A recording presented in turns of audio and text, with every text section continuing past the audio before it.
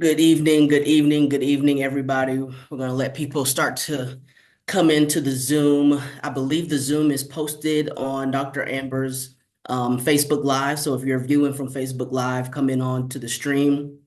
If you want to be a part of the Zoom, or you can stay on Facebook Live and drop questions in there as well. But we want to welcome you to the Cope to Hope check-in. What's on your mind? The Men's Mental Health Month intergenerational discussion, where we're trying to bridge the generational gap. And talk, just really talk about everything men's mental health. A lot of men don't want to seek help, and so we want to talk about and unpack certain things. Like men are less likely to seek help compared to women, and studies show that men are 40% less likely to access therapy or medication, according to the CDC. Since 2023, men die at a higher rate. I think it's 3.9 more times than women do in the United States. And nearly 80% of suicides have been committed by men. So we want to get to the nitty-gritty and try to unpack what it is that, or why it is that men like to hold everything close to the vest. Obviously, we like to acknowledge our visionary, my aunt, Dr. Amber Ann Lyons. We've been doing Cope to Hope for a while now. And my name is Christian Buckmire. I am a basketball coach by trade, but I serve in the church as well, and I am also her nephew. So we're just here today for Cope to Hope. We've had some events in the past. Our first event was at Spirit and Truth Worship Center back in 2023, which myself and my co-lead for our lit ministry, my cousin Naquana, we hosted. And then we did another event for the parents because that first event went so well. And then I worked on a panel at an event at a library. So we have done some events in the past. And today we just really want to talk about the men. And so we have some panelists in the house today, one of which who is blood to me, Emmanuel Lyons. Go ahead and introduce yourself. Yeah, my name is Emmanuel. I'm Christian's cousin. I'm Dr. Amber's son. Um, I'm just a guy. I be out here breathing oxygen on a daily basis, and that's what makes me qualified, I guess, to be a part of this panel. Yeah, what I do by trade is irrelevant because I don't like my job. But my heart is in the arts. Um, and yeah, I guess I kind of serve in ministry sometimes too. At my church, Peace Baptist Church, in our young adult community, 1-800 Pray For Me. And yeah, that's really all I got. So thank you, E. Our next panelist is Mr. Tyran Jackson. Please introduce yourself, good sir. All right, good afternoon, good evening, gentlemen. Good evening to everybody out there. My name is Tiran Jackson. I am a professional speaker. I'm an author. I'm a life coach, and I am a man who's gone through a tremendous transformation in his life, and have been able to see different times, good times, bad times, happy times, sad times. Have gone through changes in my career and my focus and the way that I see what fulfillment looks like out there in the world. As I said before, seen some difficult, hard times and situations I did not know I would ever get out of, and it's created some stress, some trauma. And on the flip side, I've gotten to a place where now I help those who are going through some trauma, tragedy, or transition in life make a transformation to be triumphant. I'm a certified life coach. I help people all the time make sense of what's going on and find ways to build the resilience within themselves and to be able to create strategies and choose the right coping mechanisms and the right steps in order to make sense of everything that's going on crazy in their lives. So I'm honored. Welcome to be here this evening. Fire, fire. And lastly, our last panelist is Mr. Kyrie Virgin. Hello, my name is Cyree Virgin, the Cope to Hope ambassador. I'm honored to be here. It's a privilege for me to be here. Um, I work at Pro Logistics, that is on Bradleyton in Bradleyton, Georgia. Expo Logistics. It's a company where we make golf clubs, baseballs. We make a whole multitude of things, and for the most part, if they want something ordered, like say you wanted a new TV, if you wanted a baseball club, baseball, literally anything, we ship it off and we send it to you that way. And also do the lights and visual at the church at Spiritual Worship Center. By the way, a proud member, I should say. Um, and yeah, I'm just happy to be here, talk about men's mental health, and I just want to let people know you're not in this alone. We in this together. So, with our panelists being introduced, we're just going to jump right into it, fellas. Mr. Tyron, I'll start with you with question number one. How did the generation you grew up in view mental health, especially for men, and how has that changed today? Very good question. So let me say this. I grew up in a small town, Florence, Alabama. Uh, Not a whole lot going on there. And I'm in my mid 40s. And when I was growing up, the mindset was that mental health was not something that really men dealt with, or emotions were something that we showed. The intent or the ideal and what I saw from other men was your job is to be the provider. You go out, you make money, you make sure food is on the table, but you don't talk about what's going on in your life. You don't talk about what you're feeling, what you're dealing with. And if anything is wrong with you, you better figure that out. It was not a environment or a mindset or approach to where you actually sought reaching out to people, because it was taboo to put your business out there in the street, even Mhm. though you may be going through a lot, or even if you were to seek counseling or help, the ideal was only crazy people sought therapists. And so you must be crazy if you think you can't handle it yourself. Now, what that dealt with and where it creates dysfunction, and this is what I saw growing up as a kid and everything, and actually started to create this mindset of believing it, is that we don't open up about how we feel and we bottle those things in, and then that starts to close us off, especially as men. And then so that starts to limit the level of communication that happens. So you have a lot of dysfunction going on within families, within groups, within people as a whole, because either the man or whomever just isn't talking because they don't want to let anybody know of that weakness that might be there. So Mhm. that is what I grew up seeing.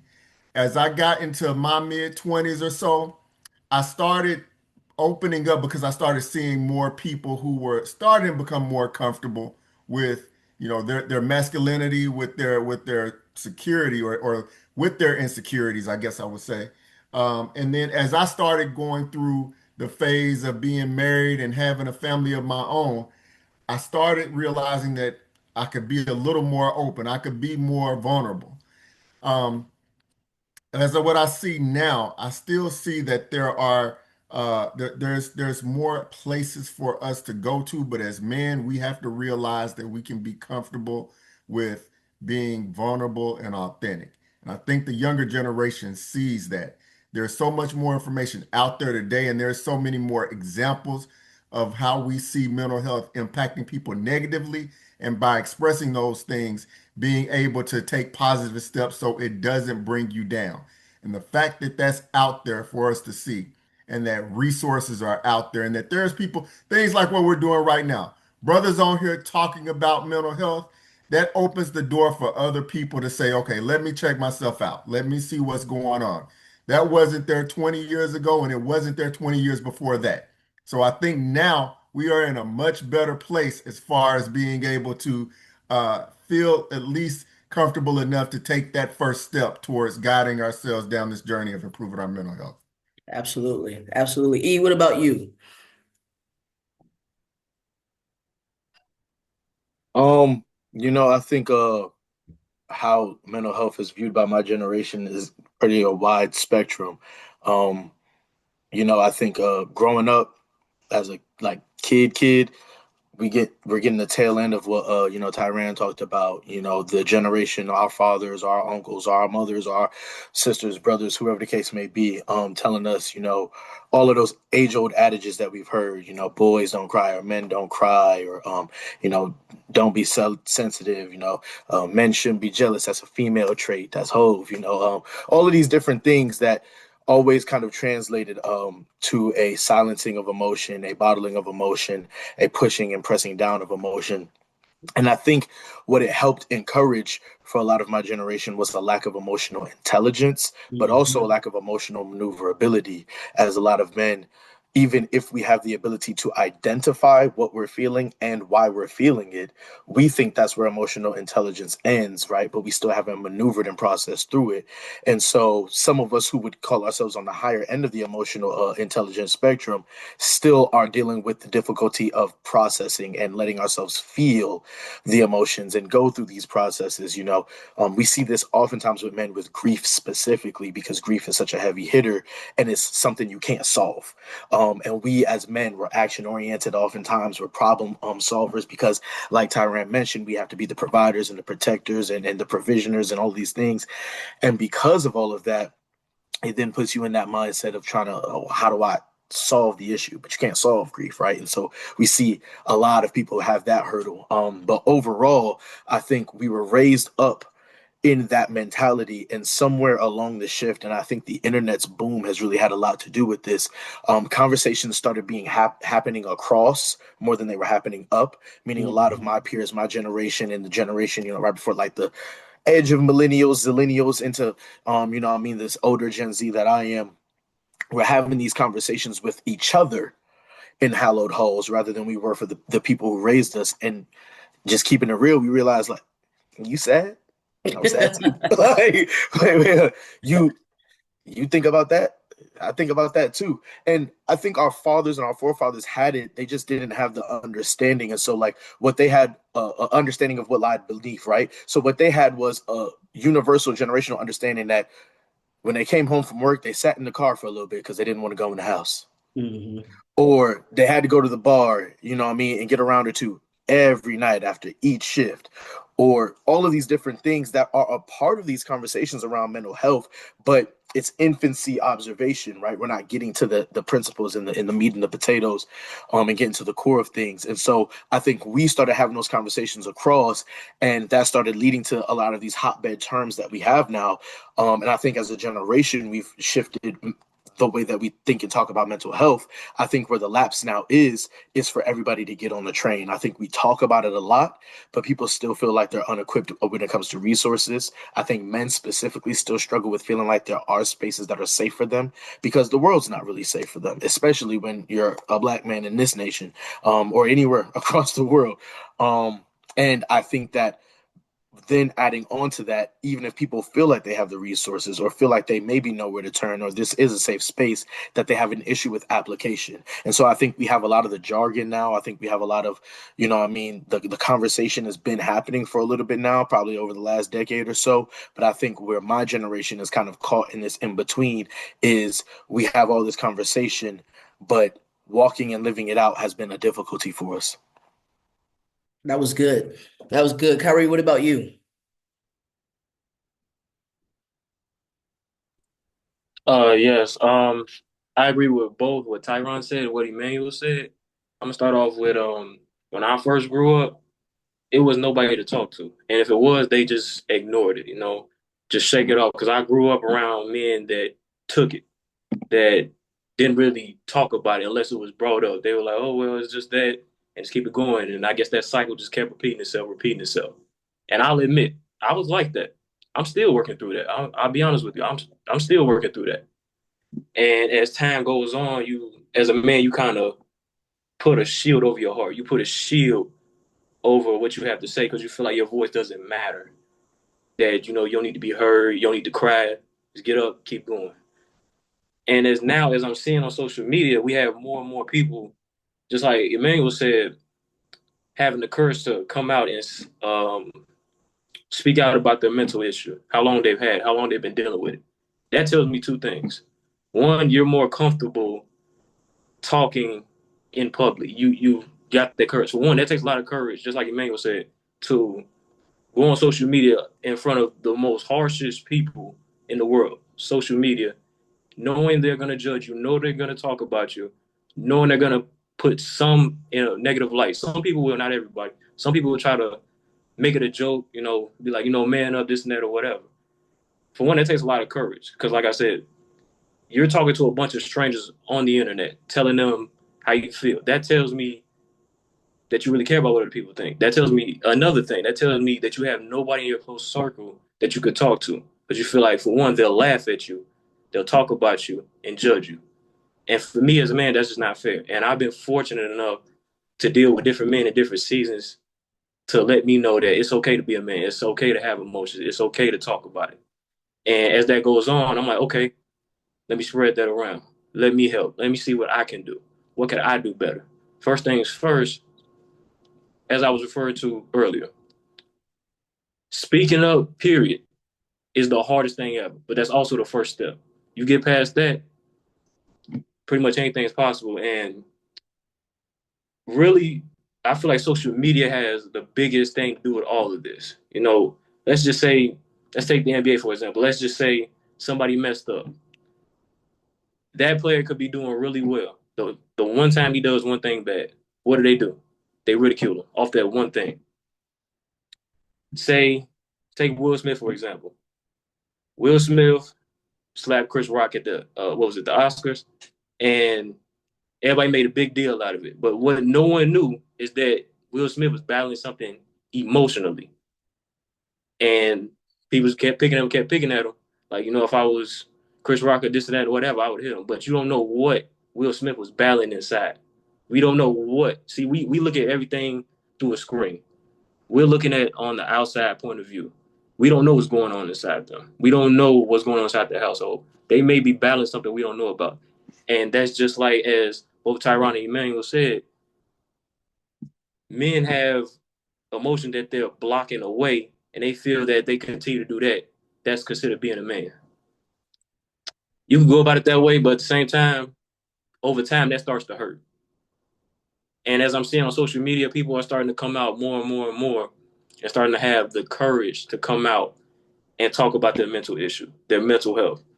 And I'm here as your ambassador telling you it's okay to talk about it. It's okay. I'm not saying, sit up here and rant and cry about it. If you want to cry, then go ahead. That's part of being a human being. At the end of the day, men or women, we're all human beings. We're not robots. We all have emotions. It's okay, express how you feel. And this last point, like I said, we're all human beings. Talk to someone, reach out to someone. Even if you don't think that someone cares, or if you notice that someone is struggling, just ask them, hey, how's your day going? Good morning. How are you? Those little things day by day make a big difference. Those little things make a big difference. That's good. To piggyback off of what you said about the NBA, I think it was Kevin Love who came out a couple years ago and talked about his anxieties and I think having a panic attack on the Yeah. court. And since he has come out and spoken about his mental health, he has encouraged other athletes, whether it be NBA or NFL or what have you. They also have had the courage to come out and speak about their own mental health struggles and Yeah. seek support. But all of you mentioned something that I want to piggyback off of, and that's the role that older men that have had that you have watched. So what role did your father or male figures play in shaping, Kyrie, I'll start with you, because you kind of touched on this a little bit. What role did your father or male figures play in shaping how you handle your mental health today? Oh, that's a great question. I didn't necessarily grow up with my father. I grew up with my grandmother, and her sons taught me what it was like, handle your business this way. It's a way to go about it. You don't always have to, dare I say, complain about it, but just address it because you might never know. You might stumble across a person and they be like, "Oh, I'm battling the same thing you're battling. Do you want to talk about it?" And like I said, asking somebody how they're doing. Um, Good morning. How are you? How's today going? Hey, If you know like a close friend that's battling something, just be like, hey, let's go get some wings. Hey, let's go here. Let's go there. Let's kind of like weasel them in and be like, hey, let's go here. Let's just talk. Go somewhere safe where no one else is there. It could be just one person. Because say if you're on live and you're talking to say 1,000 people, you may not get to 1,000 people. You may get to at most you might get up to 5 people. That's a start. We all have to start somewhere. And to answer your question, how did they help me? Um, they put my thinking in a different perspective. 'Cause I was thinking, like, just going about your day, no one really cares. Just going about the day as if I don't even exist. And they let you know, like, hold on, you're a man. Your voice has power. Your voice has meaning. Not only that, your voice is necessary. Because just like say, Christian, if you say something to your little brother Andrew, he may be going through something mentally. The second you speak to him, he knows you care. And you're gonna be the first person he goes to, be like, hey man, I don't know about this. I don't know if I can do this, do that. And then you give him that word of encouragement. Instantly, instantly, he starts to get that confidence, like, okay, maybe I need to speak up a little bit more. Like I said, the hardest thing to do is have the courage to come out. That's what those men did. They gave me the courage, the confidence to have that courage to come out and say, hey, I'm battling this, I'm battling that. At one point in time, I was battling depression. I was. I'm still working on it. But at the end of the day, we're in this together. That's what those men have taught me. We're in this together. No one man can do it by himself. That's good. I'm gonna let you go last because I kind of think I know where you're gonna go with this question. So, Tyran, I'm gonna come to you. What role did your father or male figures play in shaping how you handle your mental health today? Yeah, it's interesting as I look back. There's things that clearly jump out, but I think in some ways the people who are closest to us and that we are around either show us as examples on how we should act or show us examples on how we want to avoid. My dad, he was a worker. He didn't talk much. He was an alcoholic and he smoked all the time. And he never really expressed love or emotions outside of the fact that he was just, like I said, providing and protecting. But there was very little emotional connection there. Mm, Now, as a kid, that sort of it skewed my mentality and approach towards things because I knew this was my father, but the connection was not strong there as far as somebody who I felt comfortable going to, and partly because I didn't see him doing that. When I think about my two grandfathers, they were somewhat similar, and so it was that was the examples that I'm sure they saw growing up, and that was who they were. And then my dad, he saw that from his father. And we have a decision we have to make. If this is going to be something we're going to continue, or are we going to break that generational trend? Now, it didn't instantly make me say, okay, well, I'm going to be overly expressive and touch deeper into my emotions. It took some time before I even got to a place. Now, granted, I was always more in tune with than what my father was, but that still didn't mean I was somebody who was comfortable with expressing what was going on in my life hmm and understanding where I was mentally. I was still harboring a lot of the battles that I was facing, and maybe I would talk a little bit here and there and address those, but it wasn't significant. It wasn't until actually, and I say this, it's not the adversity, but it's our reaction to that adversity that determines how we move forward in life. It wasn't until I faced adversity myself that I realized I had a choice or a decision I had to make. Either try to handle it all myself and be like so many other men trying to take the burdens that we live on and carry that on like my father and my forefathers did, or either learn that, hey, I don't have to carry this weight all by myself. How do I lighten this load and how do I express what I'm going through so I can get some help? And what I realized is that my grandfather, he died early because of basically stress. hmm My dad died early because of a lot of stress and actually having to deal with so many different things. these emotional challenges, they end up creating physical issues with us as well. And growing up at a time too, where black folks didn't go to the doctor until it was too late. And a lot of times, you see those things, they either scare you or you go down the same path. And knowing that I needed to make a decision to say, okay, these might be um, my father, my ancestors, my parents, my family. I don't have to do the exact same thing that they're doing. Now, as I said, there were other things that occurred in my life as I was an adult that made me say, okay, this is too much for me to bear on my own, and need to go out and look for other people, other influences that could help me out. And honestly, once I got to a place where I could actually, one, be more comfortable in my own identity, and two, see other men around my age who were actually talking about these things, that actually opened the door for me to feel a little more comfortable about it too. But when we talk about our parents, our uncles, our fathers, yeah, it wasn't a positive light that I saw from that standpoint. E, what about you?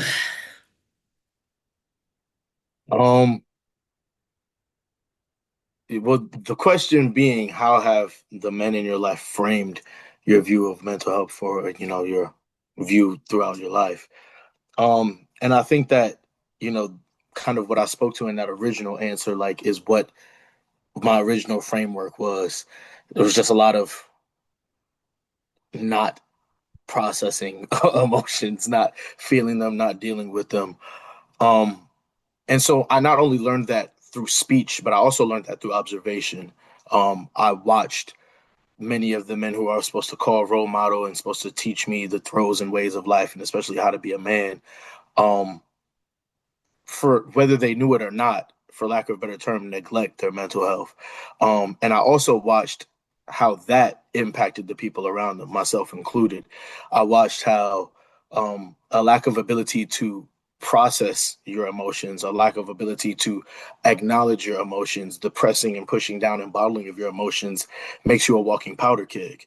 I watched, all of these different things that helped shape a framework for me that I didn't walk through until much older. And so when I first started to find myself dealing with any level of mental health issues, which was rather young, I did what I saw, I did what I was told, I did what I processed and understood, which was I kept it to myself and I kept it internal.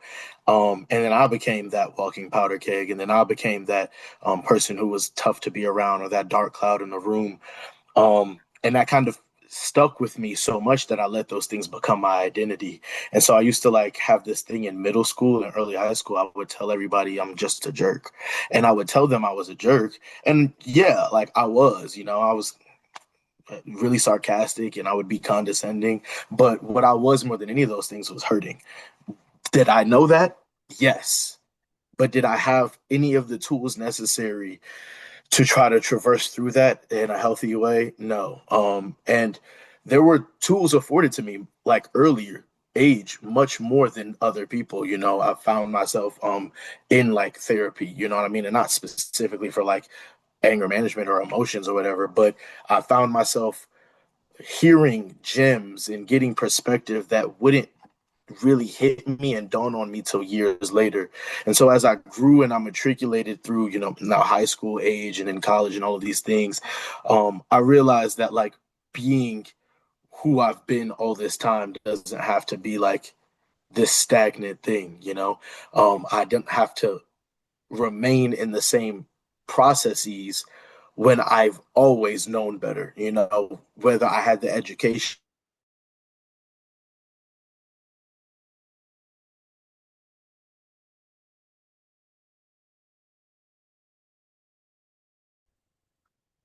Oftentimes um oftentimes were people who like had a level of distance from me, so to speak.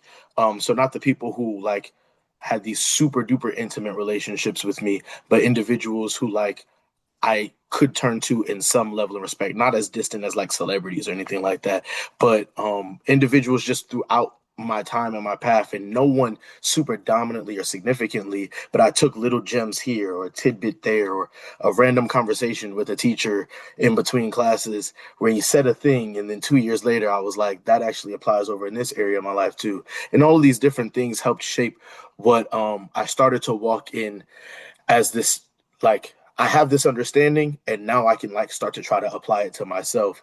But the number one individual or the number one man who served as an influence for a great shift in my relationship with my mental health, cliche, was Jesus.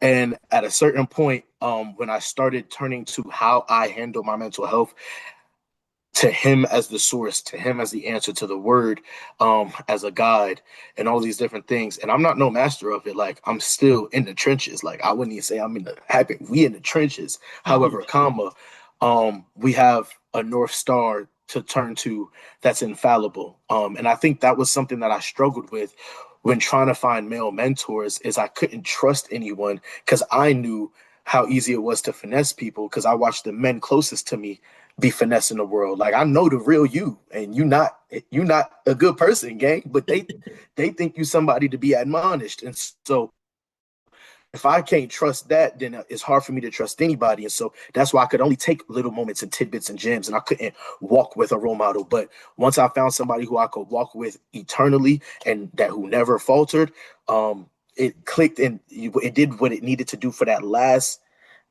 step, so to speak, from my mind, especially just being such a logic-based person. And I became far more equipped to deal with my mental health than I ever had before. That was that was good. All of those answers, I think, kind of touched on the, different, not only different upbringings, but kind of the same as, looking at the lack of older men dealing with their childhood traumas and not dealing with it and then passing them on and bleeding on to the younger generation. I can understand the why my father the way he is. I can understand why he is the way he is because I've met his father. Now, I've only met my grandfather 3 times and I'm 31 years old and I'll be 32 in September. I've probably seen his mom every year of my life, if that if you get what I'm trying to say. So I can understand, like, my dad is his father's son. Um, my grandfather, I don't think, has ever traveled outside of the country of Trinidad except for when he migrated there from Grenada. Um, haven't talked to him on the phone in ever. Haven't I can probably count on the number of times we had a conversation on my hand. So I can understand why my dad he is the way that he is because I met his dad. And just kind of transitioning, I think that there are a lot of outside pressures on men, especially black men, from social media and people telling us how we're supposed to feel or what we're supposed to do and how we're supposed to be providers and this, that, and the third. So how do you maintain the mental balance with, well, this is a two-part question. How do you maintain the mental balance with responsibilities like work, family, and finances?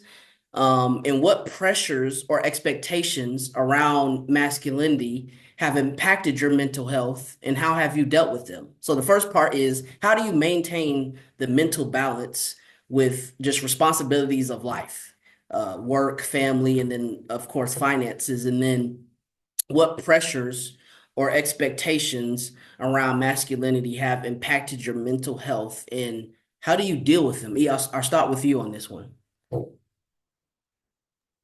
Mm, yeah, this is a great question.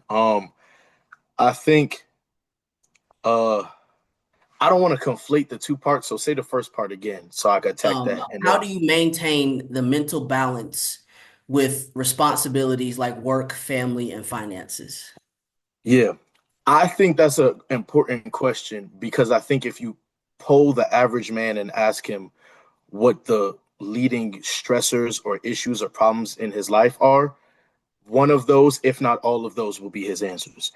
Um, you talk to, and I'm not like, not to just make it gendered because we all have certain things that are universal issues, but when you talk to a lot of women and you ask them what, the problems are, they'll talk about the woes and throes of life, but they'll also tell you about a conversation that they had with their mom that didn't go well, or a side comment that their sister made at the last family gathering that they haven't been able to forgive her about. They're able to access these social and relational hurts as well, and processing them on the same wavelength and the same level of importance as how am I going to pay the bills?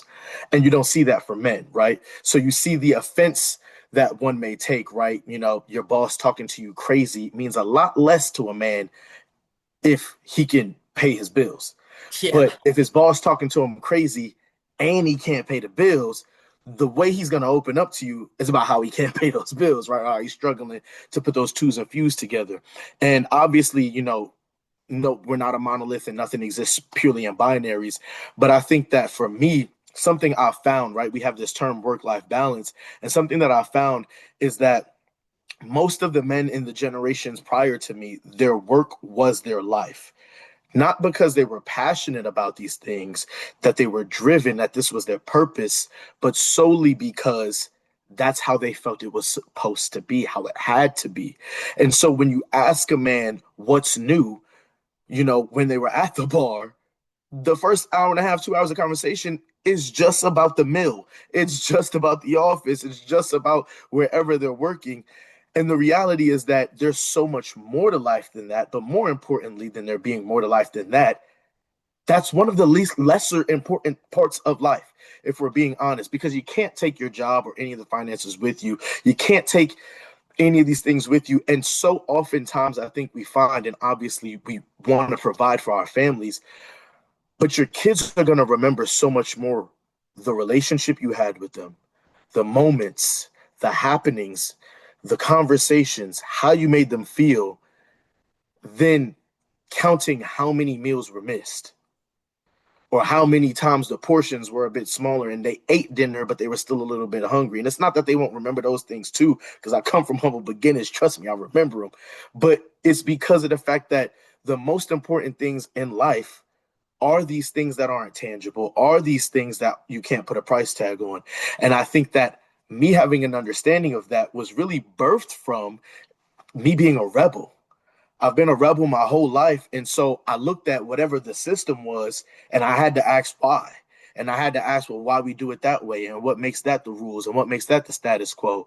And if things didn't line up to me, then I wasn't submitting to them. And a lot of things that have become our culture's norm that are birthed from us fighting against racism or fighting, especially for Black people, or fighting against capitalism or fighting against all of these socioeconomic pressures, these political landscapes, we're not understanding that, this random bill that was passed is the reason why this specific aspect of our life is so stressful. We just know that this specific aspect of our life is so stressful. But me being kind of tapped into these things and being like, yeah, I'm not going to submit to the system and I don't really like the way that give it up, is what gave me that in to then be like, why does work have to be the most important thing? And why do I have to make like whether or not I paid each bill the metric of whether or not I'm living a full life? And I think that that doesn't mean that I'm sitting on my hands, and I'm bumming it and I don't, care about handling my responsibilities, because that's part of being a man as well. But I think that I've been able to strike that balance simply because I'm like, look, I know it's more than just this to this. And I think as my priorities have grown through me, like growing older and being a man and now being in the world and in the workforce and all of that, I maintain those things. So yeah, I take off for my birthday from work. And a generation ago, you tell pops and uncle and all them you take off your birthday for what? For what you doing that for? They might go ahead and just say that's something women do, like because that don't even. What's the process for that? But taking that time for me on my day, why not? Those are the things that were birthed from kind of that rebellious mentality that told me across the board I don't have to submit to the system in the way that we've decided things must be.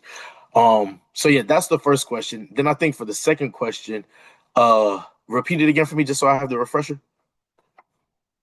What pressures or expectations around masculinity have impacted your mental health, and how Yeah. have you dealt with them? I think one of the biggest ones that's underrated is anything that stems from bravado culture. especially when we're talking about dating, when we're talking about sex, when we're talking about the pressures of being a man that women want, or that women will pursue, or women will let bed them, right? And those things have impacted not just my mental health, but I think my generation's mental health. Now, have I spent, hours in corners crying like, why don't nobody want me? No. But have I dealt with insecurities that I didn't really ever feel or process, but they must be relevant because they play a role in this field, and that field is like the dating sphere, or how these people treat me versus how they treat them, or these things. Yeah, and those insecurities then lay foundation for complexes, and those complexes then lead on to things that come out in a really unhealthy way. And I think we see that when we talk about red pill culture. Like, majority of those men just have a mental health thing that they need to work by, massive insecurities, but they've been fed the wrong information, didn't process the emotions correctly, and now they spew out this incel rhetoric that's harmful to women, right? And we see these things stem from a very small thing, but they feed into all of these very unhealthy, very toxic, demonstrative things. And I think that those things impact every man, particularly if we're talking about Western culture, because so much of manhood and your identity as a man is tied into how women perceive you and treat you. And if you are that guy, you can't just be that guy because you got a job that you love and you're passionate about, and you take care of your own, and your hygiene's fine, and yeah, but where the women at? And on the flip side, you could be the greatest bum to ever live, but if you still getting baddies, you that guy. And we almost at some point skewed the scales and made the almost, it's not even relationships with women as much as it's treating them like accomplishments, the objectification, right? The collection of women. We made that so much more important than the tenets we're using to get them. So now getting money is about attracting the loose women, not about handling your responsibilities. Who cares if you paying your bills? You get your breach to get on a put on a Miris because the girls like a Miris, and buy Don Julio because the girls like Don Julio. And if you go in your crib, we find out that you actually a squatter and you only pay utilities, but it look all right, and it's like we skipped it, you know what I mean? We twisted it, and we made that end goal, or that thing that was supposed to be like a side effect of being a man and handling your areas in this, or handling yourself in all these areas.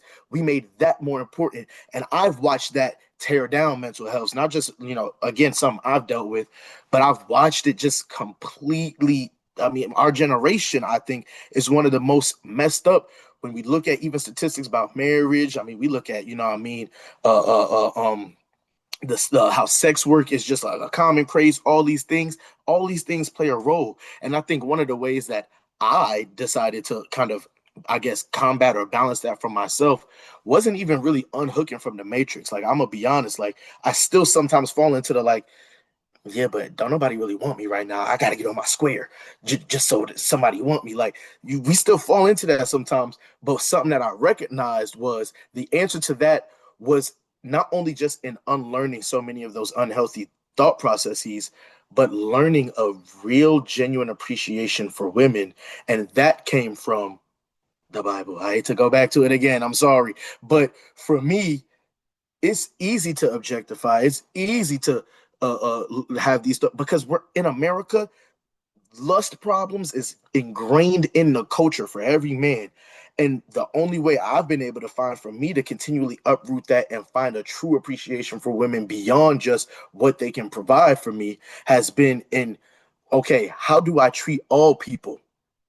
Well, this is what the word says. This is how the word says I should view this person, how I should treat this person, how I should consider this person, what I should do for this person.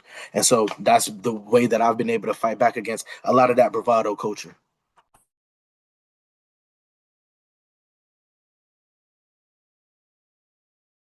I was on mute. Tyran, I'll go to you next. The first question was, how do you maintain the mental balance with responsibilities like work, family, and finances?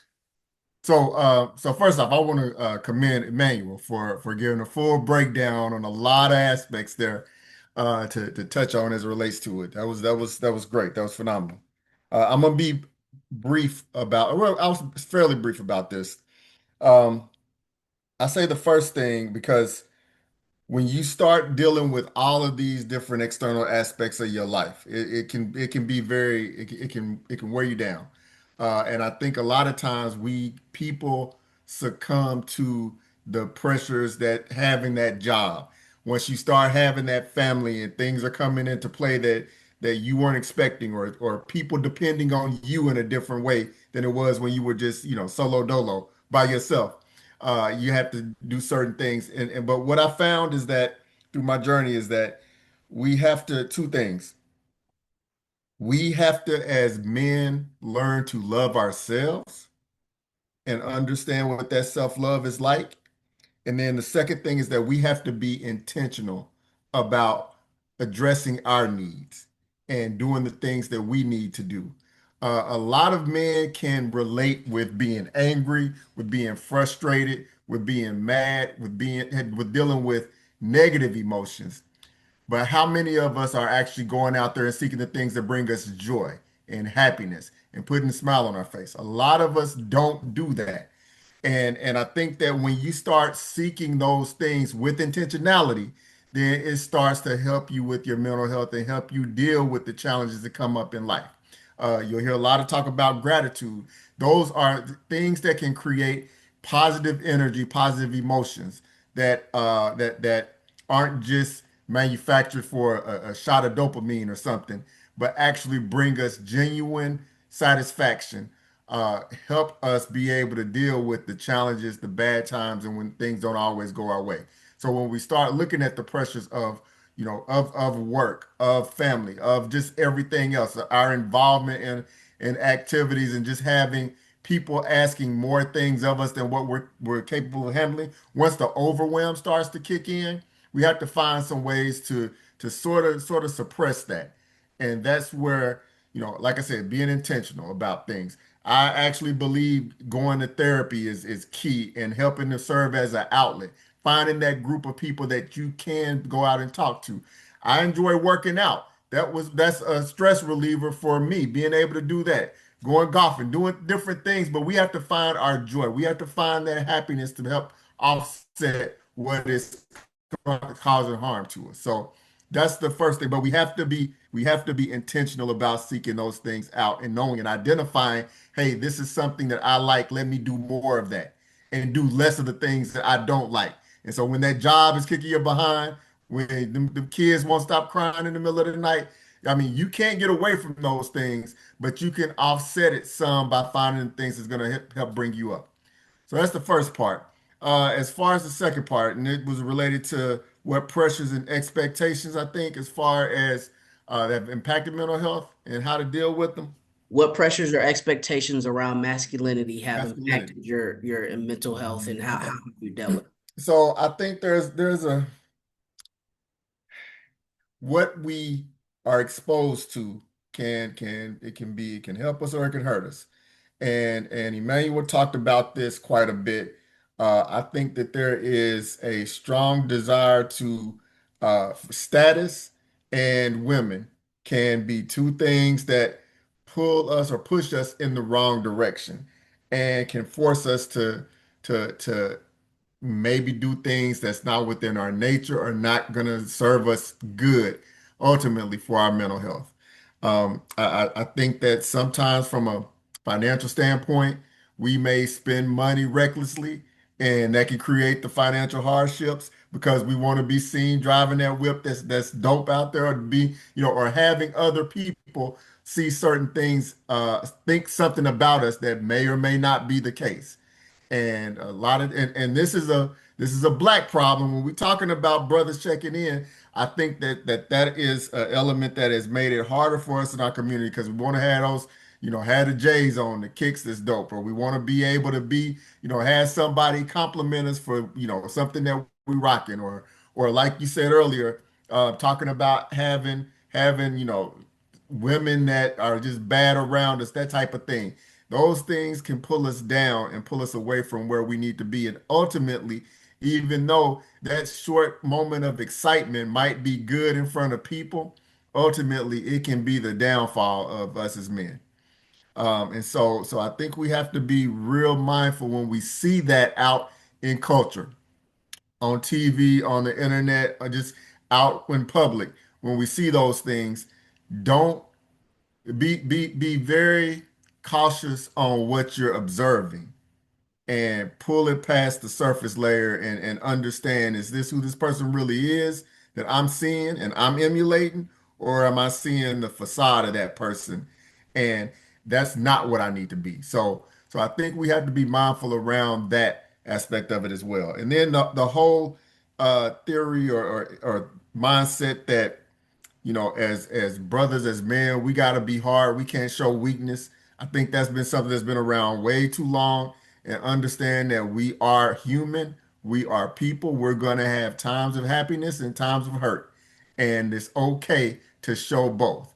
You see, you see people who are in pictures that never smile. They mean mug. They don't want to even be seen as showing any happiness. And I think that's an issue. In the same sense that you can't show sadness and crying and weakness because you're worried about what other people are going to think. And then you're trying to put on this image, but ultimately, are you true to yourself? When you look in the mirror every day, who is that person that you're seeing deep down inside? When I was going through my journey of having to face levels of depression, anxiety, and rediscovering who I was, I had to dive deeper than what was on the surface and really understand what was going on inside of me. And that didn't come easily, and it came through a lot of self-reflection, a lot of journaling, a lot of spending time with myself, getting to the core of my thoughts, and having to break some stereotypes and images that I had that was based on what I saw and what I heard and what other people were putting out there in the atmosphere. Um, so yeah, I think that just going back to it to answer, we just got to be mindful of who we see and how that masculinity is being shown, how it shows up in our life. But ultimately, going back to what I originally said, having that love and understanding for yourself as men is the first step in being able to address some of the negative images that we see as far as mental health and masculinity go. We appreciate you, and that was good, especially when you talked about, journaling and getting to the root of your thoughts and finding out who you were. A lot of men have trouble doing so. So Kyrie, first question, how do you maintain the mental balance with responsibilities like work, family, and finances? First thing you can do is you could try meditating. I've tried this. I've done it for about 15 minutes a day. Just go into a room, close the door, turn the TV off, turn the phone off, and just close your eyes and just meditate. It really doesn't matter how long you do it. I've just done it, just to get some peace of mind, just get my day right. And usually, what I do when I wake up, I don't look at no phone. I don't look at no screen, no light, no nothing. I just sit there in my own thoughts, thanking God, and just sit there and relax and think about all the positive things that I have in my life. And to reiterate on what Tiran said, we're too busy worried about what we don't have, and how can we show the world what we do have. Although some may be going on at home, like we all want to show off the car, the clothes, the Jordans, this and that. But where do you have that peace on the inner side?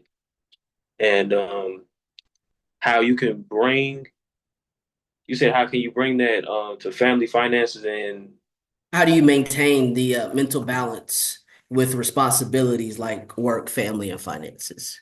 okay. And also, just like I think Emmanuel said this, something may make you mad, like say you're paying your bills and your boss made you mad. Your boss make you mad has nothing to do with you not being able to pay your bills. You're still gonna be able to do that. But just like Emmanuel said, if you can't pay your bills and your boss gets on your nerves, then you kind of messed up there. Another thing that I do is that I go work out. At least probably an hour, 10 minutes a day, to free your mind, get away from a lot of things, give you a time, give your brain time to marinate. Give it time to sit alone, think about what's done. Think about what you did today, what you did tomorrow. Overall, just think about the positive things versus what you wish you had and what you don't have. Be grateful for what you do have, and just constantly keep thinking about all the great things that's going on in your life. You, like Tyron said, you may want that new car. You may want these joys just to perceive it as, okay, maybe I'll be light. And just like you said, you have to instill that confidence in yourself. And I get it. It may not be easy. Trust me, it's not easy. I'm still working through some things on my side. But yeah, it's all about how you're feeling on the inside. And another way I usually do it, now I'm getting better at, having the courage to speak to someone, because it's someone in your close circle that care. You may not see it. That's because you probably haven't said anything. And that's really the number one cause in not saying anything. And um, I feel like, as I was reiterating earlier, that, people are more into saying what they feel and what they're going through online versus talking to their close circle, if they have one, if they have anybody that really cares for them. Somebody does care. Um, yeah,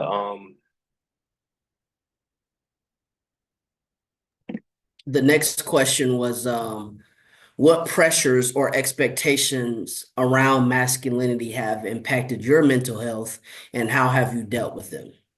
okay. How I dealt with them was, one, I went to the gym, and two, it was a point in time before I came out here to Georgia. I've been out here for about, I think, 7 months now. Um, at one point in time, I was homeless. I was sleeping outside. I was on the street, had nowhere to go, and my mind was all messed up. My confidence was low. Everything was low. I didn't believe in myself. I had no confidence in myself until one day someone spoke to me. And just like Emmanuel said, and it's not cliche when you say this, Jesus was talking to me.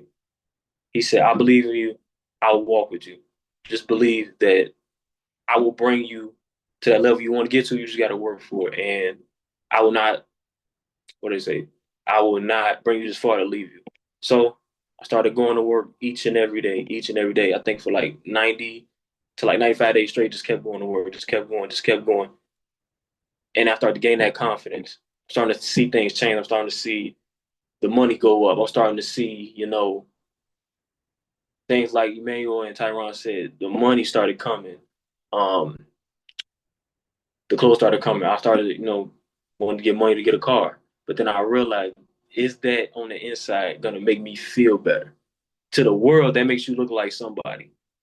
And what I realized is that me have the confidence that God will walk with me and will believe in me, helped me realize that Jesus Christ can take a nobody, turn him into a somebody in front of everybody without consulting anybody.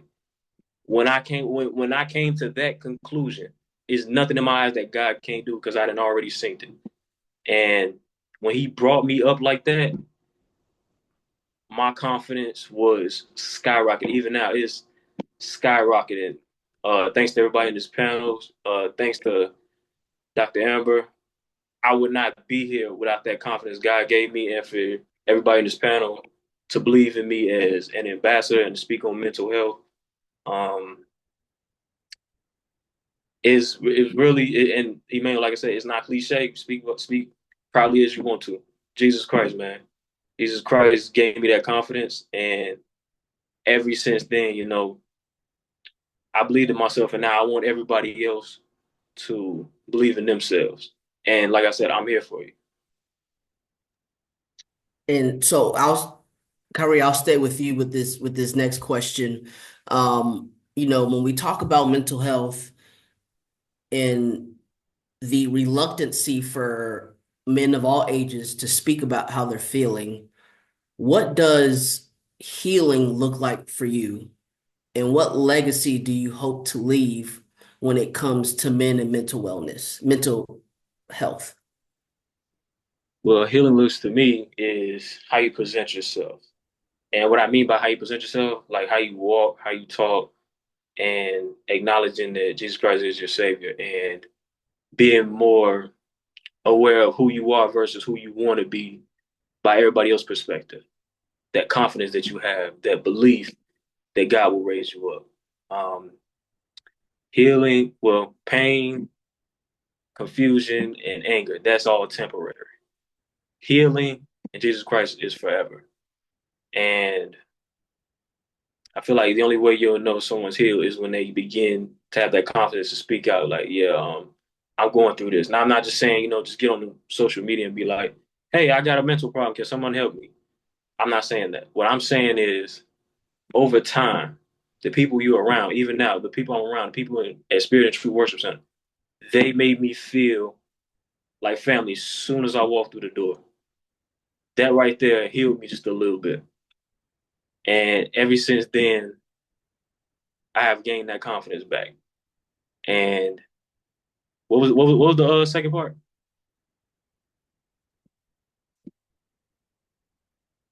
My bad. The second part is, what legacy do you hope to leave when it comes to men and mental wellness? Okay, the legacy I want to leave is that as men, it's okay to speak out. Um, Now it may be some people out there be like, oh, when a man says something, he's complaining, or he's always crying about it. He's soft, he's feminine, and I want people, I want the legacy to be left that, just like Tyron said, men are human beings. We're not these robots that just going about day. And some men in this panel today, you probably don't realize you've been doing it. Is that you kind of put your emotions aside to keep going on with the day. You don't really think about it until someone brings it up. And the real legacy I want to leave behind is it's okay to have emotions. It's okay to be a man. It's okay to talk about it, even if someone ignores you. Just still just talk about it. It's not the end of the world. Everyone goes through emotions. Everyone goes through bad times and good times. Um, it's it really for a man. It's kind of hard because everybody's looking at the man like the man is the leader. He's the head of the table. That's really hard. Um, as a man, I acknowledge that. I will not shy away from that. It's just that it's not harder. All we need to do is just talk. Have the courage. And like I said earlier, that's not the easiest part. That's the hardest part to get past that first part. Um, the legacy you want to leave behind. What I want to leave behind for the younger and the older is that it's okay to talk to each other. It's not always about how people feel. It's about what do you see as yourself. What legacy do you want to leave behind? It's okay to be a man. It's okay to have emotions, this, that, and the third, but it has to be an imbalance right in between that confidence is going to be there. Because as we see now, I've done some research that this year alone, and it's only been half a year, over 400,000 people have committed suicide due to mental health. That that I felt some kind of way, and I feel some kind of way about it now. And I think the rate was about over 80% men. And it's just I believe that some men want to talk about it, they just don't know who. And it may not even be that they want you to be a problem solver. They just want you to listen. And that's probably the main issue is that um, a person can hide many things behind a smile, and you'll never know because say Emmanuel walks in, he's always smiling, he's always happy. That's the person that's mainly always hurting. He's just putting on his demeanor, this smile that everybody see like, oh, he's so happy, he's so happy. Like I said earlier, even if he is, just speak to him, ask him, how you doing today? How's your day going? Hey, let's go out and get something to eat. Talk to him. have a conversation with them. And that should instill that confidence that, young men and older men can be there for you. Tiran, what about you? What does healing look like for you, and what legacy do you hope to leave when it comes to men and mental wellness? So I'm gonna make this real personal, and I'm gonna share with you guys and everybody out here my story because it leads into why I think this is. I think I'm an example of healing, and let me explain. 7 years ago, my wife Malika and I, we were celebrating our 15th wedding anniversary. We decided we were going to take a trip. We took a trip to the Bahamas and thought we were going to spend 5 days in paradise. On the third day, we got on a small boat to do an excursion to leave our resort. And we got to the marina to take off. And as we got there, we had a decision to make. Do we want to spend half a day doing a 4 hour excursion or a full day doing a full day excursion? We talked about it, and I decided let's do the half day excursion because I wanted to go back to the resort and do some things that afternoon. She wanted to go to the spa, so we got on this boat to do that excursion. Get on the boat, take off, everything is fine. However, 5 minutes into the ride, my life changed forever. Unbeknownst to us, there was a fuel leak that was emanating from a fuel tank right below where we were sitting, and there was a spark. And as a result, the boat exploded. As a result of that, I lost my wife that day. She was the only casualty as a result of this incident that took her life. I woke up face down on the surface of a burning boat. And if it wasn't for that second boat that took off around the same time we did, I wouldn't be here today. Passengers from that boat pulled me off before the second fuel tank exploded. And a couple minutes later, I wouldn't have been able to survive. Having to go through losing the love of my life in that moment was something that while we were celebrating a momentous occasion, anniversary, 15 years together with the woman that God had put in my life to be with for the rest of my life, it was something that was hard to have to comprehend and take. While I was in my deathbed, essentially, and had to come to grips with the fact that my wife was no longer here, I had to call our son. He was 12 years old at the time, staying with his aunt and uncle, and tell him over the phone, your mom's never coming home again. After coming to grips and asking God, why did this have to happen? Why did this happen to us? Going through emotions of being angry, mad, frustrated, and having to try to process, being broken physically, spiritually, emotionally, and mentally, having to be able to come back from such traumatic loss was beyond what you could believe. And then on top of that, for me to survive, they had to amputate my left leg. I had infection going through my body as a result of them trying to reattach what was left of my foot. Anyway, long story short, I was broken in so many different ways, physically as well as lost like I said, the person who I was building a life with, my lover, the mother of my son, the woman, like I said, that I was building an empire with, and had to bounce back from having everything that I knew in life that was great taken away from me. I went through severe depression, grief, anxiety, survivor's remorse, guilt, PTSD, all of these things after having life as it once was being great. And now, how do you bounce back from that? How do you move forward from that? So, now, there was a point in time where God told me clear as day, uh, when I was literally 5 days after the incident, where He said I had to make a conscious choice to be resilient if I was going to overcome the obstacles that were still ahead in my life. He told me I was not going to go back to the life that I had before. He told me I had to accept the fact that it was Malika's time to come home. Told me a number of other things that basically set the course for what the next chapter of my life was going to look like.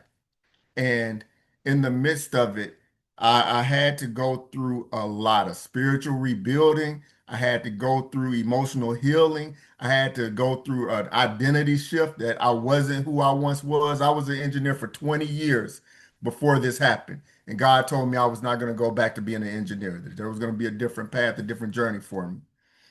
And going through all of this, I had to learn to adjust to what life was going to be like moving forward. And that was where really learning to pull back the layers of who I was. Who I was at 25 when I met my wife was not who I was at 40. And so trying to rediscover yourself at that point in time in your life when you are already starting to get set in your ways in some manners isn't an easy thing to do. But I also understood that for me to be able to move forward powerfully and be able to accept and not be in denial of what had happened, but be able to move forward knowing that that was something that was real and having to be a father to my son still, be strong for him and be able to help him get through it is something that I had to deal with those emotions that came along with it, and not just mine, but his as well. And so I say all of this to say, I went from being somebody who was truly broken, but taking the right steps, getting the right counseling, having the right spiritual guidance, being able to stay consistent and move forward throughout so many setbacks, so much pain, learning to walk again, learning to do all of these other things was part of my journey to move forward, but it shows what healing looks like. And so I'm in a place now where I've gone through these experiences. I've lived and I've been able to understand the breakdowns that happen to us and how we can rebuild from it. And that's part of what that growth of going through something extremely traumatic looks like when you actually put the effort in to deal with those emotions, to actually be rebuilt from being broken and actually making the setbacks and the breakdowns that we go through lead to breakthroughs that can create a new path for you in life. My legacy is to show other brothers that no matter what you're facing, what you're going through, how bad it may seem, that if you are doing the right things and taking the right steps and the right actions and having the right beliefs, that you can be rebuilt from what broke you. So to continue moving that forward and to showing others that despite the grief, despite the hurt, despite the breakdown, the depression, if you are actually truly committed and dedicated to making your life better, it can be done. But you don't have to do it by yourself. Man, that was powerful and wow. Because you said that you don't have to be broken, or you can recover from what broke you, but also healing is an ongoing process. There's an intentionality with that as well, Exactly. Yep. because you could have let that ruin your life in a sense. But by the grace of God, you are now turning that experience into a message to uplift other brothers, to say, this is what I've healed from. And if I can heal from this, whatever it is that you're going through in life, you can heal from as well. That was powerful. I'm sorry you have to go after that, but the question was, what does healing look like for you? And what legacy do you hope to leave when it comes to men and mental wellness? Yeah, yeah. Tall orders. I will not be as good, but I'll try to be quick to make up for that. Um, that's my second time hearing Tyran's testimony in this story, and it hits just as strong as the first. Because when you hear people's story and hear of such depth, such great tragic loss, I'm listening to him and I'm thinking about what I've read in Job, and these literally, same thing, family and career and way of life. And so I've said it before, but I want to say it again, just commend you so much, sir. What healing looks like for me is summarized in an imagery. um I think that we know the term baggage, right? And oftentimes it has this negative connotation. But when we look at baggage in a literal sense, right, it's luggage. It's it's luggage. And what do we usually use luggage for? 9 times out of 10, trips, right? Vacations.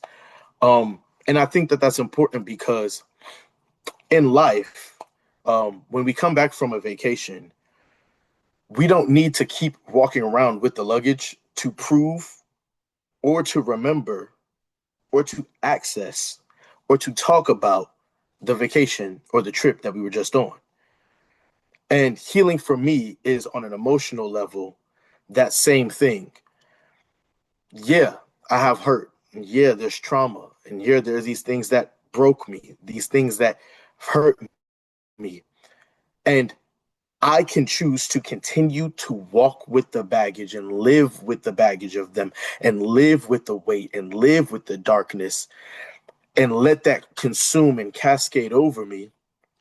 And oftentimes, so often, we choose that not just because healing is hard, because it is, or not just because it's a process that has so much pain, which it is, but because we are so afraid of who we could be or who we turn into on the other side of healing. Um, we've oftentimes taken these traumas, especially big ones, and we've made them and their results definers for us. They're identity markers. And now we can't fathom a life where we don't carry around the luggage. And so we're walking around every single day with a duffel and a backpack and a carry-on and a handbag and a clutch and and we have all of that on us because somehow, some way, if we don't carry it with us, if we were to dare say that we went on this trip, everyone would not believe us, or you wouldn't even be able to remember or access it. But it's just not true.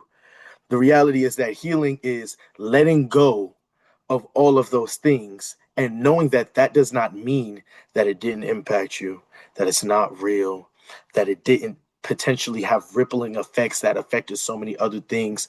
All of that is true. All of that is real. And it doesn't have to define you. And you can lay it down. And I think that oftentimes the task of laying it down becomes so burdensome, not only because of the fear of who am I if I let this go, but also because we believe that somehow you lose part of the story when you heal from it.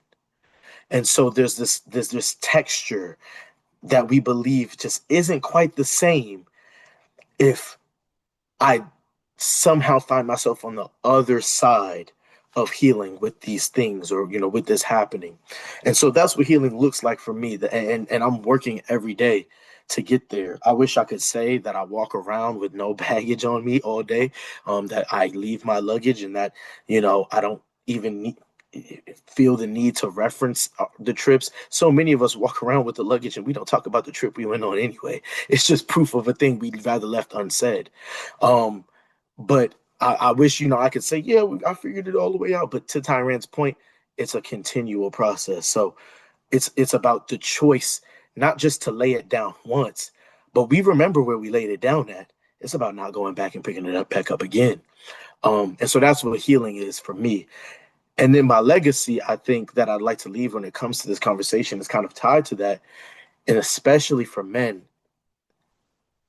I'll use another imagery, but going through life, especially as a man, you're going to accrue scars: physical, mental, emotional, financial, psychological, potentially sexual. Like, you're going to accrue scars.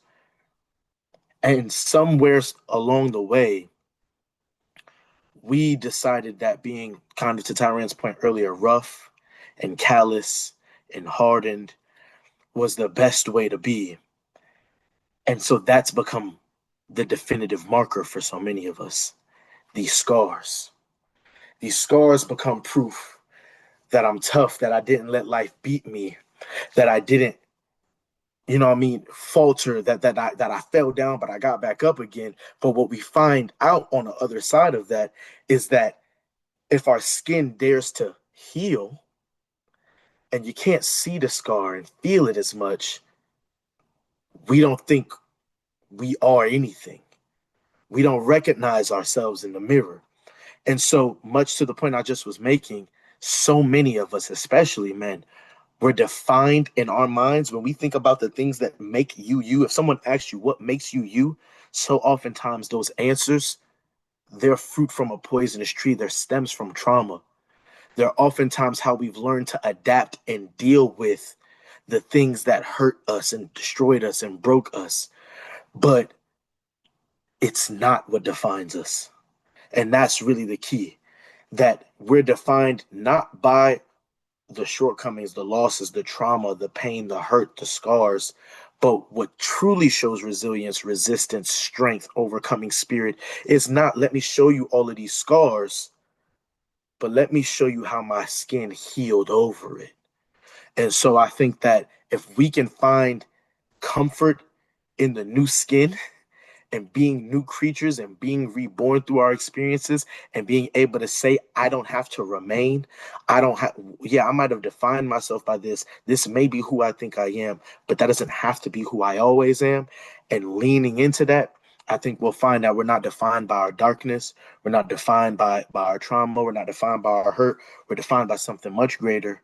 Um, and finding that for yourself, finding those answers is going to be integral to that process of healing. But I think above all, knowing, even if you haven't got to the, oh, I'm finding it yet, part of the process, knowing this does not define me. And because it does not define me, it doesn't have to control me any longer. That's the legacy I want to leave. And I want to piggyback off of legacy because when we talk about legacy is usually for the next generation coming up. You and I, we share younger siblings and your nephews and my little cousins. Tiran, you have a son, and Cyree, you have siblings as well. So how do we navigate the conversation around mental health with the younger generation, and how do we help them approach it differently? Kyrie, I'll start with you. Okay, so the question is, how can we approach How do we navigate the conversation around mental health with the younger generation to help them approach it differently than we did? well, I would say first off, social media. And social media could be used in a good way and in a bad way. For one, you see some already, they're already ahead. They're getting the confidence to express themselves online, letting them know that, yeah, I have depression. Yes, I have anxiety. Yes, I have PTSD. And I'm looking for help to get help in all of this. And that's good. They're taking the courage and taking the hardest step to go forward. Another way you can help the younger generation get through it is if you just ask the young kids, hey, how are you feeling? How was school? How was this? How was that? Because as a young kid, um, a lot of times your parents will tell you, if you want to talk about something, let's talk about it. And where they don't want to talk about it is that they understand that they have to go to work. They have to come back, do this, do that. They have a whole bunch of other adult things to do. So they may not have time to get to that. However, you can still talk to them. You can still, like say if they have an off day. Just give them a little detail. They'll just give you a little detail of what's going on with their day. And really for younger kids, we as adults, we're just thinking to ourselves, oh, you go to school, you don't pay any bills, you don't do this, that, and the third. What's stressing you out? What's stressing you out? And for me, that's kind of unfair. So as a kid, I was going through some things, but like I said earlier, I couldn't express those things. How they can go about it now, for one, they're already doing it. They're already on social media. They're already expressing it. They're already going a different way about it. Another way they could go about it, they can stay in sports. Even talk to the teachers. The teachers are available 24/7. Last time I checked, they're willing to help you as well. It's not all on the parents. And I think as the adults, we can encourage them with our voice. Let them know that when say Christian, say if you had a son and he came to you with a problem, you give him advice. He's gonna think about that for a while, and then over time, you start to see him kind of doing what you told him to do. And it's always like I said before. Um, we as adults, we don't see kids as having you know being stressed out, but it's always tests, this and that, SATs. Am I gonna make the basketball team? Am I gonna make it to college? Life is scary, and um, your parents are there for you. Some teachers are there for you. Even what do you call it? The guys counselors are there for you. you could talk to them, and because last time I checked, life is not all that simple. It's not always you know easy. So how we can help them with that? Let's start with us reaching out to them first, letting them know that we care for us, because they're not gonna always think, okay, let me tell mom, let me tell dad, let me tell big bro, let me tell big sis, hey, what's going on? They're not going, they're not thinking like that. They don't think like adults. They're not thinking like, hey, let me tell them. How about instead we ask them, because as adults, yes, we do a lot of stuff too, but it's not to where a point we're too busy not to ask our young generation coming up after us that they have to go through not being able to be heard. Because at the end of the day, most of us in this panel that were growing up, had those tough, um, non-negotiable parents that never wanted to talk about it. And as we're going forward, I believe we could change that cycle. Like I said, we could step up to them and be like, "Hey, how's school going? How's this going? How do you feel? What's about this? Did that new girl talk to you today? Did you have any friends? How's school going? How's life going for you? Let them know that they're not an it versus a person. Let them know they're a human being as well. Just because they're not adults doesn't mean they're not human beings. They're not robots. They're humans just like us, and they have emotions. So I think we should reach out more to children versus them having us to. I'm sorry. Instead of having them come to us, let's go to them and ask them voluntarily. That's good. Being able to create a space that they're comfortable with, speaking their mind and telling us what's on their mind. Ian, Tiran, before you guys go, I want to, because we'll probably have a time for one more question after this, but I want to thank everybody that is tuning in on the Zoom, that has come in on the Zoom, and then that is tuning in on Facebook Live. If you guys have a question for our panelists, please feel free to drop it in the Facebook chat or hop into the Zoom and ask the question on the Zoom chat before we wrap up here. Again, we thank everybody for tuning in because there are some gems being dropped on this Zoom today. So I'm hoping everybody is taking something from this and being blessed from this as I am. So E, we'll go to you next. You having young nephews and nieces. How do we navigate the conversation about mental health with them, and how can we help them approach it differently than we did? I think how we navigate it is with vulnerability and transparency first. Um, I think uh, up until probably now, vulnerability was a one-way street, or at least tried to be built as a one-way street between parents or mentors, role models, and those who they're rearing up. And I think that's not how vulnerability works inherently. But also, I think that what that ended up building is a lack of vulnerability, a lack of transparency, a lack of forthrightness in any direction. And I think, I mean, if let this be modeled after who we model our life after, and if you don't, at least who I and people in my life model our life after, because even Christ shows us vulnerability and how it's a two-way street, because he wants for you to know him and to know you. He gave us not just his life and ministry, but the word for us to intimately know him continuously. And he's vulnerable with us in it. You know what I mean? If I was God and became a human and I cried with my own,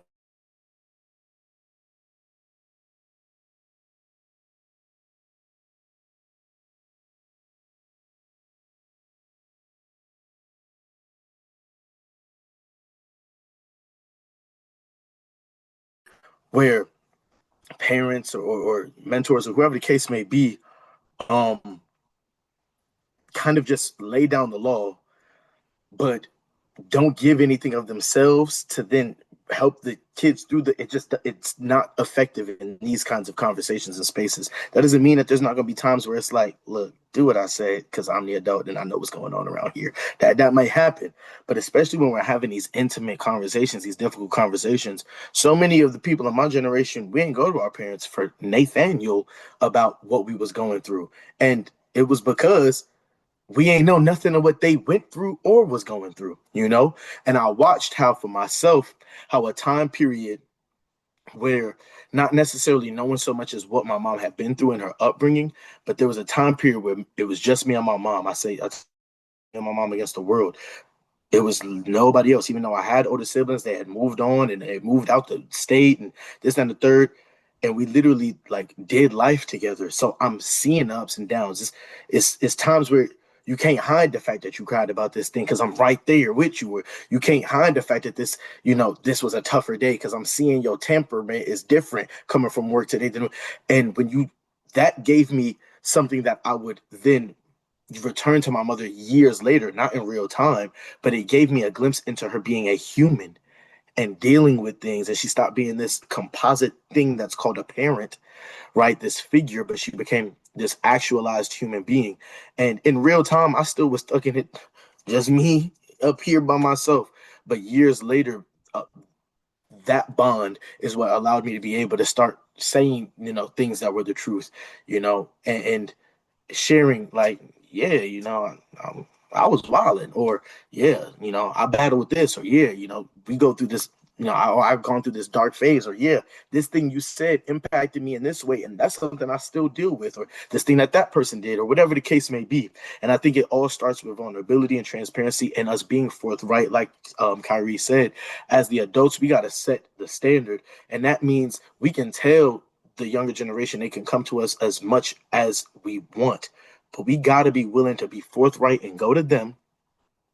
And I think the opportunity is there, like that time where you was a little short with your answer with them, but it's really because you was tired from how crazy traffic was, and it was a 5 car pile up on 285, so you had to go over, and they ain't really earned that for real. They was a little annoying, but they ain't earned all of that. Coming back around and not just apologizing but explaining like, this, that, and the third were the factors that led to this. I didn't handle those emotions right. Those are the small opportunities that we can take to help build that foundation and being able to lead with that vulnerability. And I think that'll help us guide them through it, because what they'll realize is, I think we're so afraid that they'll be like, oh, you don't know what you're doing either. Why would I listen to you? But kids aren't that cynical yet. Even the most cynical of them. I was a cynical kid, but they're not that cynical yet because they're not hardened by life in that kind of way yet. So seeing that you're going through it is more likely to fashion them to be like, you go through stuff and I go through stuff.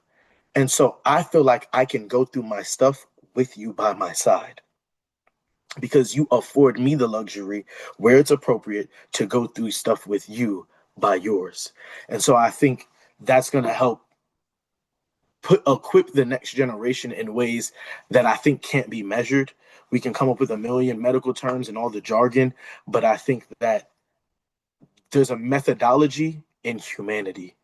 And there's, to Kyrie's point, there's been a bit of humanity missing in the parent child or just the elder statesman and the youth that we're rearing up dynamic, that I think we need to turn up a bit. And we're going to see that can help do the work that a million symposiums and books couldn't even imagine to do.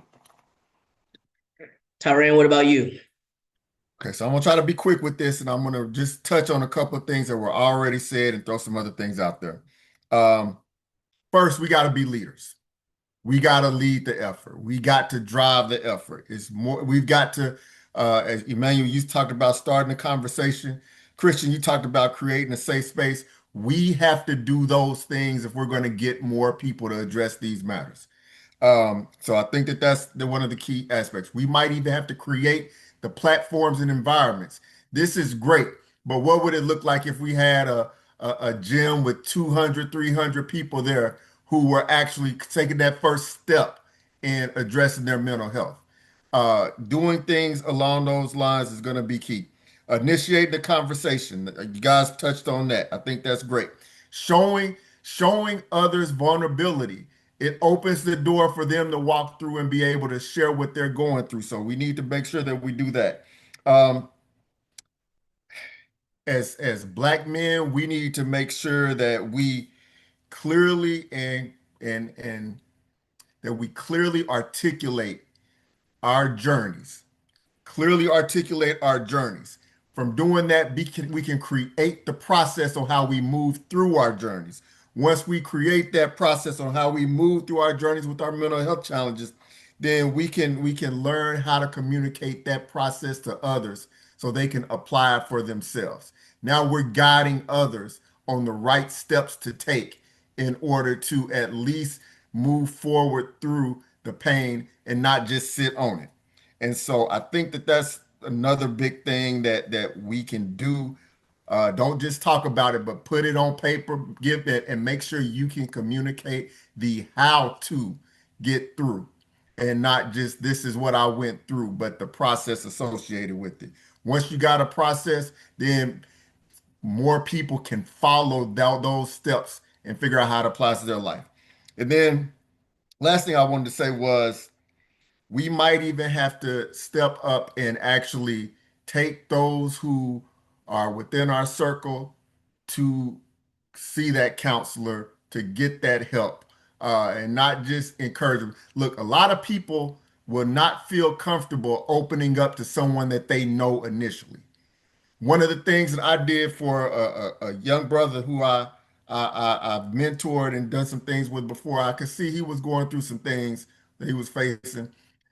I'll set up an appointment with my therapist for him and covered it and said, bro, you need to go do this. And that was the first step to help unlocking some of the challenges that he was facing. He didn't want to talk about it all with me, and I get that. And sometimes we have to find that independent third party that won't pass any judgment, that won't go back and talk to anybody else or try to do. Nah, let them find that person who they're comfortable communicating with that has no effect on their day-to-day life, and then let that be their means of taking those first steps of addressing their mental health. But yeah, I think those are some things that we can do to help those younger and older. Sometimes it might be your uncle, it might be somebody who, look, I got relatives 20, 30 years older than me that I need to pull into to talk to somebody because they've been living off of misinformation and misguidance for so long. And so, these are some of the things that we can do in order to help others out after this phone call, after this meeting today. Man, I have thoroughly enjoyed this conversation that we've had. I pray, I hope, and I pray that all of you that are joining us via Facebook Live and all of those that came into the Zoom, that something that was said today will minister to you, and you will not leave this Zoom the same way that you came in. That you will have a different outlook and a different mindset about men and mental health. Before we close out, Cyree, Tiran and E, I want to ask all of you guys to give an encouraging word and share your social media handles so that everybody can find you on social media. And then again, I want to thank our visionary, Dr. Amber Ann Lyons. Auntie, thank you for having me to host this event. Thank you for gathering these panelists. This was amazing.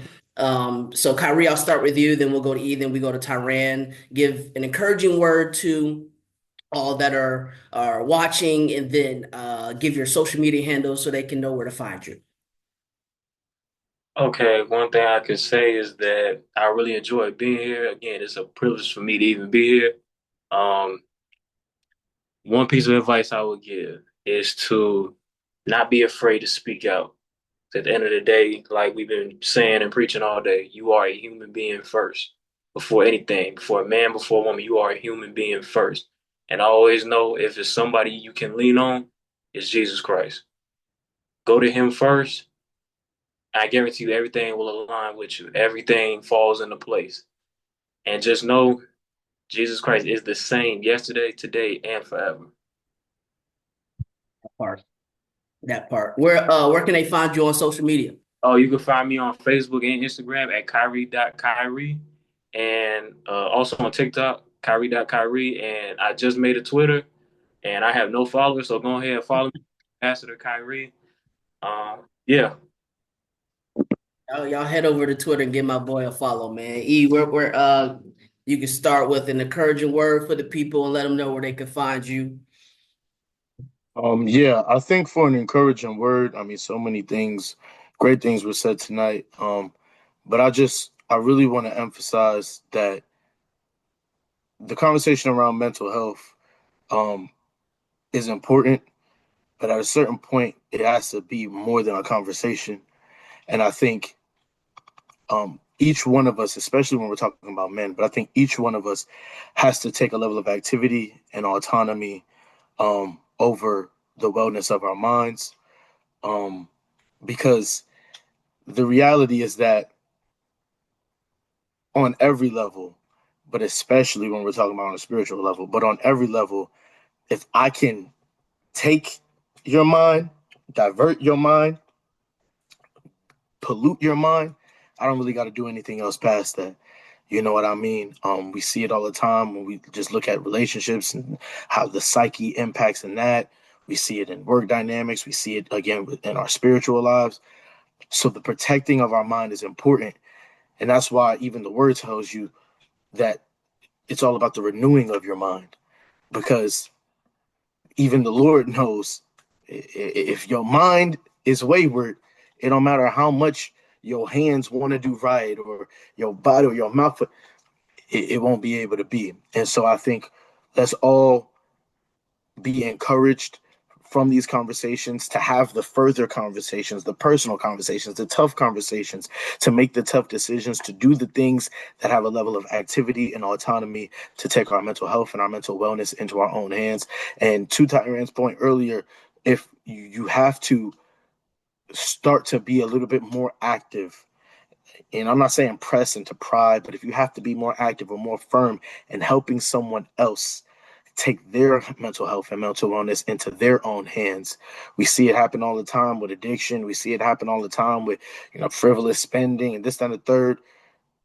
This it needs to be the same way here. The accountability that we have and the people around us in our village have to be willing to maybe go out on the ledge and do the bold thing to help us in our battles against mental health problems. And so that's the encouraging word that I would give. Let's just be encouraged to take that autonomy. You can find me on all social media at the Goon of June, which I know as a name seems pretty counter to a lot of the things we've spoken about tonight, but it is the brand. Yeah, that's my Instagram, that's my TikTok, that's my Twitter, that's my threads. Um, yeah, I guess on Facebook I'm just Emmanuel Lyons, but or Saint Even. But nonetheless, thank you so much again, to Cope to Hope, to all of my fellow panelists, to my cousin as a great host and moderator, to my mom. Um, and yeah, thank you, Jesus. Tiran, All right, I will finish this up. Go a little different direction here. We are all on here as men. Man, we need to understand our role as leaders out here in our communities, with our families, in this world, in this space. I speak a lot on resilience. We need to lead with resilience, meaning that the challenges and the obstacles that we're going to face in our lives, they're there for a reason, but we have to be comfortable and come to grips with how we cope with and come to terms with those challenges and be able to move past those to create positive growth within ourselves and with our in our communities. There are going to be our women, our children, the legacy that we're going to carry. All of that depends on us taking responsibility of our own mental health, because the stronger we are, we create that foundation, the better off we will be as a society, as a community. And there are strong young Black men here today and everywhere we go. And we need to be able to spread the message that it's okay to not be okay, and do what you need to fix those cracks, to fill those cracks, and to be able to strengthen that foundation so we can move forward. Please take responsibility and accountability for the good and the bad that we have in our lives, but understand that it is supposed to be a part of our life, and we can be rebuilt and bounce back from it. So, uh, yeah, that's sort of my message. Let's go out there and be better tomorrow.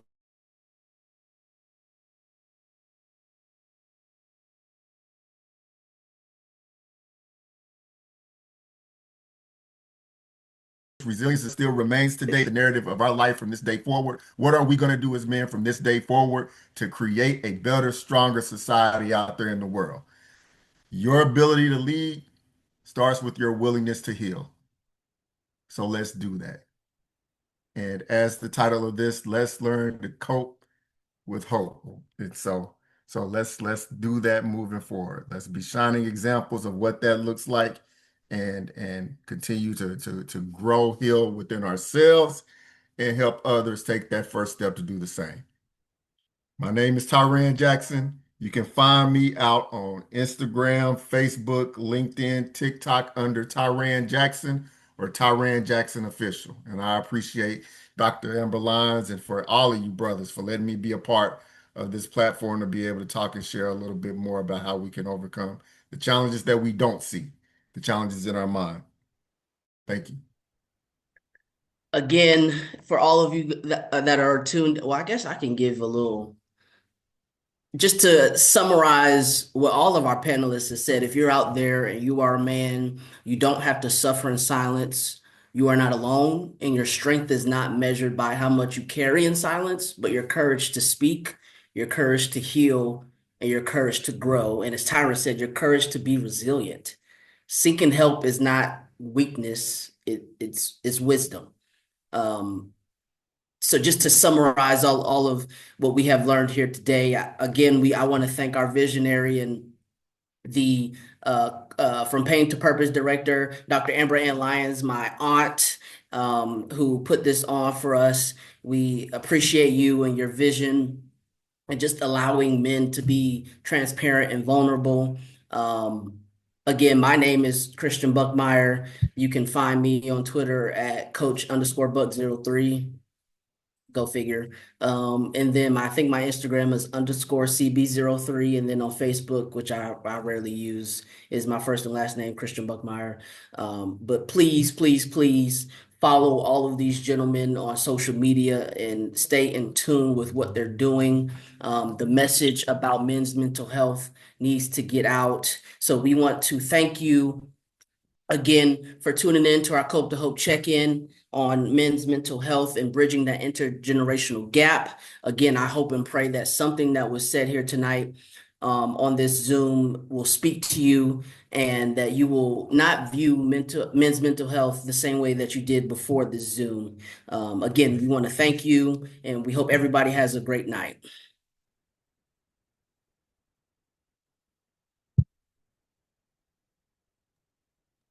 We are out. Appreciate it, fellas, and thank you, Dr. Amber, for all of this. Thank you all. Can I get a picture? That's the only thing I'm saying tonight. Let me just get a picture, everybody, before y'all leave. Hold on.